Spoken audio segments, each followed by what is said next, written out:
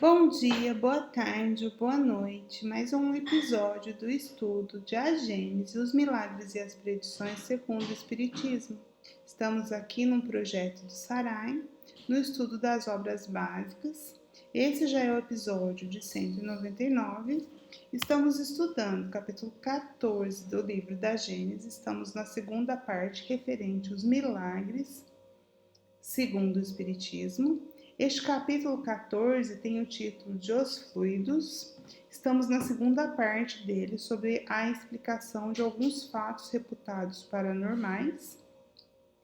Estamos também dentro desta parte numa sessão intitulada Manifestações Físicas de Mediunidade.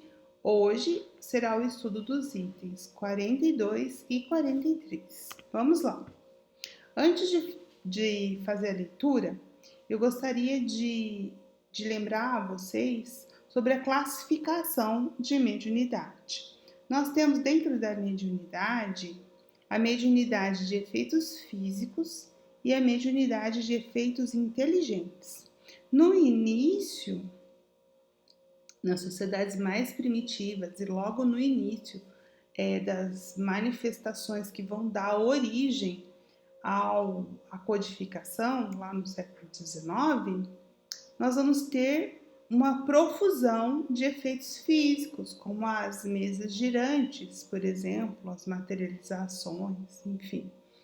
Então, aqui, como nós estamos falando de manifestações físicas, esses itens 42 e 43 vão trazer um tipo de mediunidade de efeito físico para fazer a explicação dela através da teoria dos fluidos.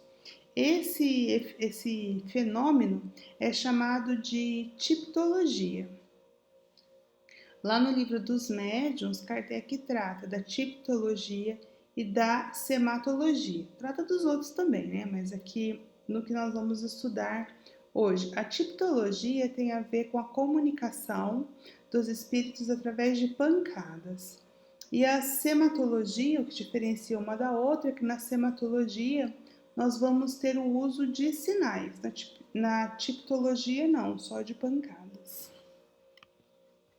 No livro dos médiuns, capítulo 5, em relação às pancadas, ou seja, falando da tipologia, os espíritos vão nos ensinar que, eu vou ler para vocês, aliás, os ruídos espíritas, ou seja, os ruídos mediúnicos, apresentam um caráter especial, revelando intensidade e timbre muito variado, que os tornam facilmente reconhecíveis e não permitem sejam confundidos com os estalidos da madeira, com a crepitação do fogo ou com o tic-tac monótono do relógio. São pancadas secas, ora surdas, fracas e leves, ora claras, distintas, às vezes retumbantes, que mudam de lugar e se repetem sem nenhuma regularidade mecânica. De todos os meios de verificação, o mais eficaz, o que não pode deixar dúvida quanto à origem do fenômeno, é a obediência deste à vontade de quem o observa. Se as pancadas se fizerem ouvir num lugar determinado, se responderem pelo seu número ou por sua intensidade ao pensamento, não se lhes pode deixar de reconhecer uma causa inteligente. Desculpa, então tá aqui a explicação de Kardec para que a gente possa distinguir aquelas pancadas oriundas de uma comunicação mediúnica das pancadas naturais, como ele diz, o estalido da madeira, um ruído feito por um animal, enfim. Então ele está aqui nos trazendo essa informação dos espíritos para que a gente possa perceber que uma característica importante é verificar a inteligência, né? Ou seja, se ela responde de uma maneira a um pensamento ou uma fala de maneira inteligente. Item 42 do livro agora da Gênese. Pelo mesmo processo, atua o espírito sobre a mesa, quer para que esta se mova, sem que o seu movimento tenha significação determinada, quer para que dê pancadas inteligentes, indicativas das letras do alfabeto, a fim de formarem palavras e frases, fenômeno este denominado de tipologia. Então, aqui ele está dizendo que processo é esse? Ele está se referindo ao item anterior, ao item 41, que é o fluido que faz isso. Então, o espírito desencarnado, ou nós podemos também ter o fluido, a participação do fluido do espírito encarnado, mas ele atua sobre um objeto, no caso aqui ele está falando das mesas girantes. Então, qual é a questão? É o fluido do espírito que atua sobre o objeto. E tanto pode ser para que tenha um movimento sem necessariamente, pode ser um movimento aleatório, sem necessariamente querer transmitir alguma mensagem, como nos casos de poltergeist, em que as coisas voam para assustar as pessoas. Ou no caso de pancadas inteligentes, que as mesas faziam isso, as mesas girantes, as diversões dos salões na época de Kardec, elas batiam um número determinado de vezes e eles foram pensando num código para que eles pudessem traduzir. Então, de certa forma, as mesas respondiam a questões. E depois, como uma evolução, podia até ter uma ligação sobre a questão das pancadas com as letras do alfabeto para formar frases, palavras e frases. Então, era uma maneira bem rústica mesmo de comunicação mediúnica. Então, a tipologia, em síntese, é a comunicação dos espíritos por meio de pancadas. E ela pode ser basculante. Basculante é quando o barulho é produzido pelo movimento de um objeto. Ela pode ser alfabética, quando como você girar os ponteiros de uma bússola sobre letras, né? Enfim, que ela vai dar uma comunicação através de associação com o alfabeto, ou pode ser uma vibração interna. O que é isso? É quando o barulho vem do próprio objeto e não o barulho é produzido pelo movimento do objeto. Então, são esses 3 tipos de tipologia. Um caso que ficou bastante famoso, inclusive antes da codificação, porque se vocês vão se lembrar, a publicação do Livro dos Espíritos se dá em 1857. E Kardec entra em contato com essas questões das mesas girantes um pouco antes. Mas um pouco antes ainda, lá nos Estados Unidos, na cidade de Hydesville, teve um caso que ficou muito famoso das irmãs Fox. Eles foram morar, a família Fox foi morar numa cabana, numa casa afastada, e as meninas, as irmãs Fox, ouviam pancadas na madeira, que a casa era de madeira, numa cabana, né? E um dia, com bastante coragem, uma das irmãs Fox, ela resolve perguntar, conversar, dar pancada de volta para estabelecer uma comunicação com aquelas pancadas. E, para sua surpresa, ela consegue respostas inteligentes daquelas pancadas. E aquilo virou uma febre, uma sensação na cidade, e as pessoas iam e conseguiram até fazer um vocabulário com as pancadas. Um toque, a letra A, 2 toques, a letra B. E assim eles conseguiram se comunicar com as pancadas e descobriram que as pancadas eram produzidas por o espírito de uma pessoa que havia falecido, que havia desencarnado naquele lugar. Era um caixeiro viajante que foi cobrar uma dívida da pessoa que morava naquele lugar. A pessoa o matou e colocou o seu corpo enterrado nas paredes ali, numa adega que estava, não era nas paredes, numa adega no subsolo da casa. E o que acontece? Através das pancadas, eles descobriram o nome do caixeiro viajante, quando aquilo aconteceu, onde ele estava, o corpo dele estava. Eles cavaram e descobriram o corpo. E descobriram também que aquele caixeiro viajante realmente tinha desaparecido sem ninguém saber dele. Portanto, foi isso, através das pancadas, ou seja, um fenômeno de manifestação física. Por quê? Porque as irmãs Fox transmitiam fluidos que davam força para aquele espírito conseguisse produzir aqueles efeitos físicos. Sempre precisa de um médio de efeitos físicos para que o fenômeno pudesse ser produzido. Esse é um caso que ficou famoso e, enfim, e eram crianças. Depois as irmãs Fox acabaram se desvirtuando, entraram em alcoolismo, enfim. Mas elas foram as primeiras que fizeram esse fenômeno ganhar notoriedade, a tipologia.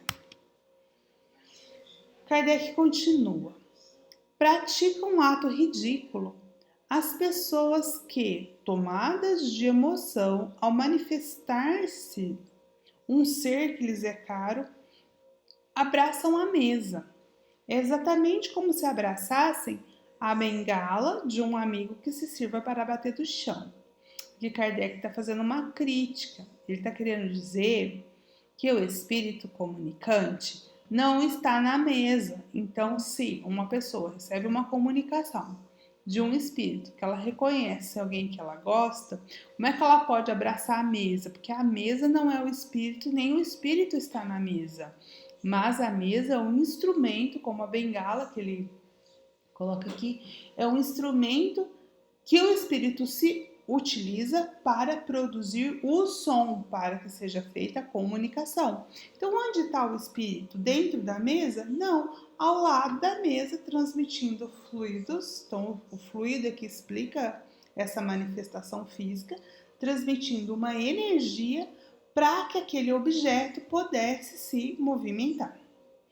O mesmo fazem os que dirigem a palavra à mesa, como se o espírito se achasse metido na madeira, ou como se a madeira se houvesse tornado espírito. Bem isso que a gente estava falando, né? Então, o espírito não está dentro da madeira e a madeira não se torna espírito. O espírito está usando a madeira como instrumento. Assim como nós falamos ao telefone, quem é a inteligência por trás da fala é o espírito da pessoa que está mandando a mensagem, não é o telefone que é inteligente, né? É a mesma coisa, o telefone é só um instrumento que a gente utiliza para se comunicar com uma pessoa que está distante. Assim é o uso que o espírito faz da mesa. Ele é um instrumento para que ele possa se comunicar com alguém que ele está vibratoriamente distante. Continua Kardec. Quando comunicações são transmitidas por esse meio, ou seja, pelas pancadas, deve-se imaginar que o espírito está não na mesa, mas ao lado, tal qual estaria se vivo se achasse, e como seria visto, se no momento pudesse tornar-se visível. Então, o que ele está dizendo?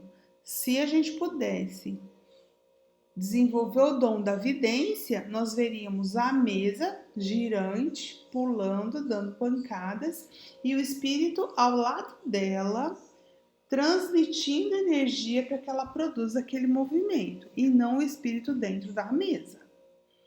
O mesmo ocorre nas comunicações pela escrita. Ver-se-ia o espírito ao lado do médium, dirigindo-lhe a mão ou transmitindo-lhe pensamentos por meio de uma corrente fluídica.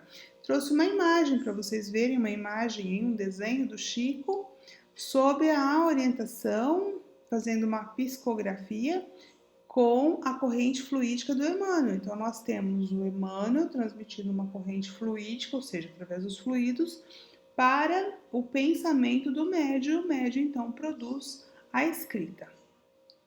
Dentro de uma comunicação mediúnica, a gente precisa lembrar que nós temos a vibração. Esses dados, esses números, está lá no livro do Bolzano. Ele diz o seguinte, que a vibração do encarnado é 1000 vibrações por segundo, a corrente, né? A vibração do pensamento do encarnado. Do desencarnado é mais alta, é 2000 vibrações por segundo. Então, quando o médium desdobra, e quem está pensando não é o corpo físico, mas através do seu perispírito, ele aumenta de 1000 para 1500. E o espírito, por sua vez, faz um esforço de materialização para baixar de 2000 para 1500. E aí pode haver a comunicação. Então, a comunicação, na verdade, é feita do espírito comunicante com o perispírito do médium, e o perispírito do médium transfere a mensagem para o corpo do médium e esse produz a mensagem através da fala ou através da escrita. Item 43. Quando a mesa se destaca do solo e flutua no espaço sem ponto de apoio, o espírito não a ergue com a força de um braço.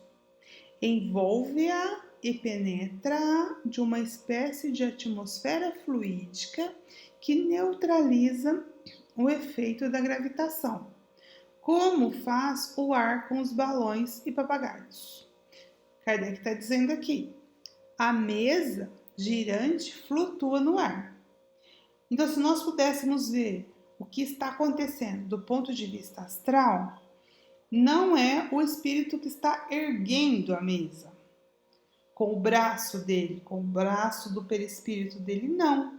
Ele está paradinho e ele está transmitindo uma energia para aquele material, para aquele objeto, envolvendo com uma corrente fluídica, como é o gás hélio num balão. Quando nós colocamos o gás hélio num balão, esse balão de praça, né? Ele flutua. Por quê? Porque o gás hélio é mais leve do que a atmosfera. Então, é isso que a atmosfera fluídica do espírito faz. Ela faz com que a gravitação, a mesa possa de alguma forma gravitar, e não é o espírito erguer a mesa, isso que ele está explicando. Imaginaram isso? O fluido se infiltra na mesa, dá-lhe momentaneamente maior leveza específica. Então, é levitação aqui. Quando fica pregada ao solo, ela se acha numa situação análoga à da câmpula pneumática sobre a qual se fez o vácuo.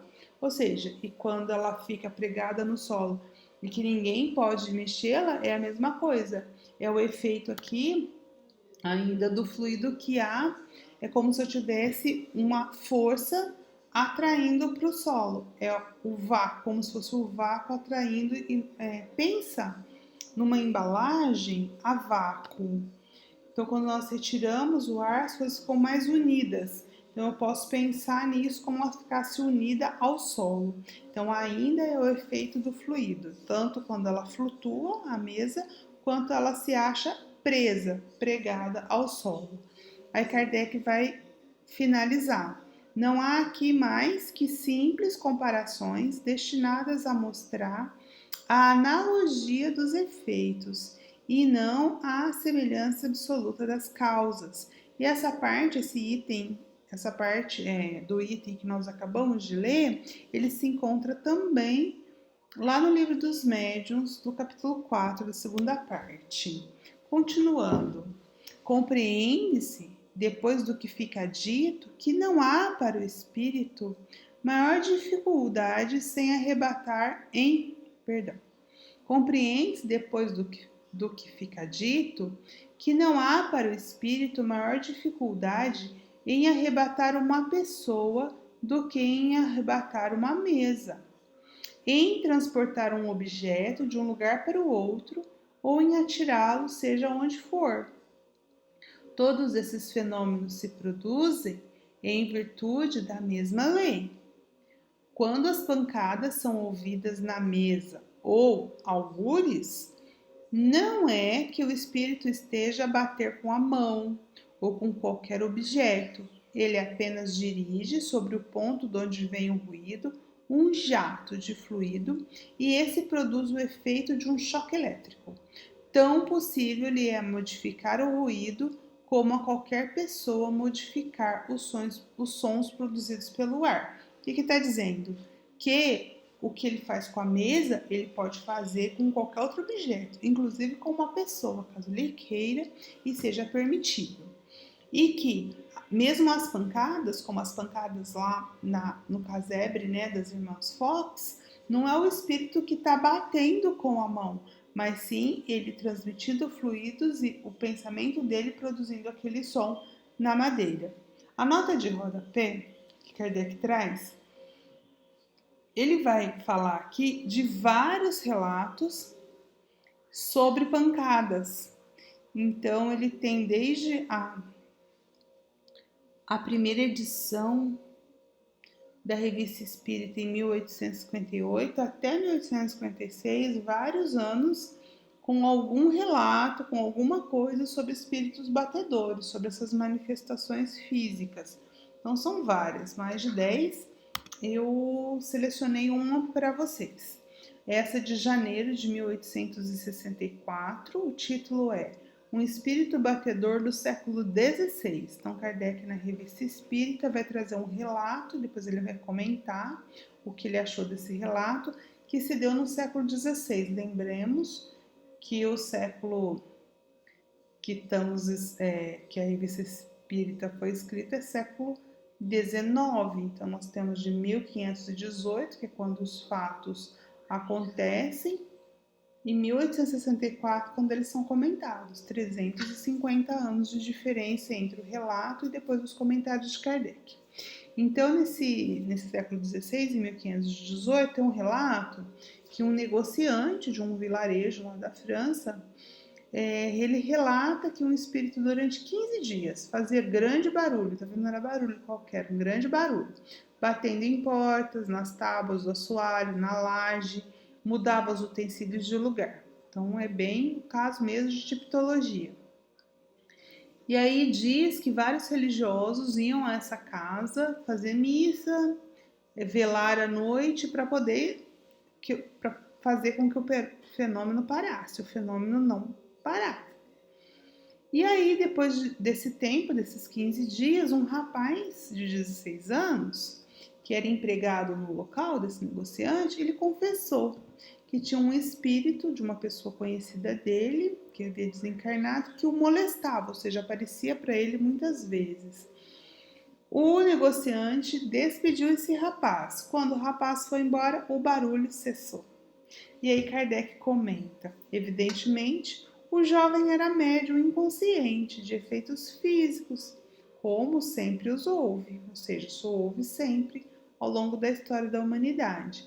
O conhecimento das leis que regem as relações do mundo visível com o mundo invisível faz todos esses fatos supostamente maravilhosos entrarem nos domínios das leis naturais, que é, aqui em síntese, o que Kardec está querendo trazer neste capítulo sobre os fluidos, que entender a lei que rege os fluidos, a existência dos fluidos e a lei que rege e como eles interagem com a matéria, faz com que esses fatos que julgávamos maravilhosos, ou seja, paranormais, sejam de fato encarados como parte das leis naturais, como fazendo parte da natureza.